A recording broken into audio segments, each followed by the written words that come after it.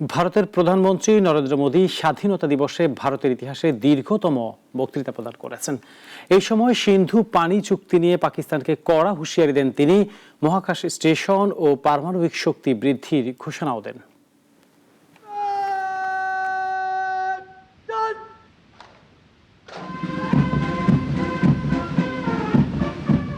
ভারতের ৭৯তম স্বাধীনতা দিবসে নরেন্দ্র মোদী লালকেল্লায় ভাষণ দেন। টানা ১০৩ মিনিটের এই ভাষণ ইতিহাসে দীর্ঘতম। তিনি পাকিস্তানকে কঠিন হুঁশিয়ারি দেন। মোদী বলেন, পানি ও রক্ত একসঙ্গে প্রবাহিত হবে না। সিন্ধু পানি চুক্তি স্থগিত থাকবে। ভারতের পানি শুধু ভারতীয় কৃষকদের জন্য। পাকিস্তানের পারমাণবিক হুমকি সহ্য করা হবে না।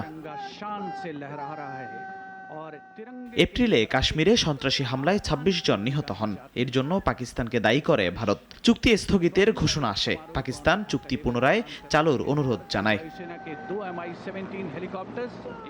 পাকিস্তানের সেনাপ্রধান আসিম মুনির ক্ষেপণাস্ত্র হামলার হুমকি দেন। তিনি বলেন, যুদ্ধে পাকিস্তান অর্ধেক দুনিয়া নিয়ে যাবে।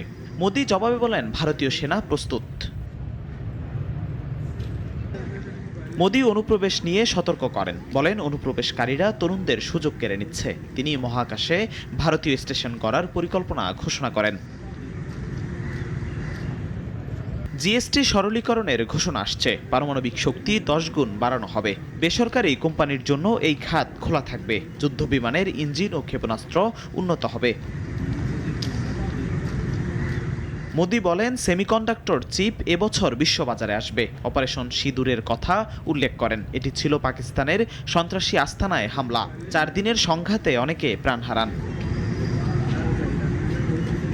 মোদীর ভাষণে জাতীয় স্বার্থ ও শক্তির প্রতিফলন। পাকিস্তানের সঙ্গে উত্তেজনা বাড়ছে।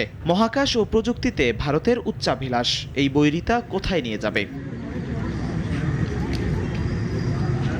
জিহাদুল ইসলাম, নাগরিক।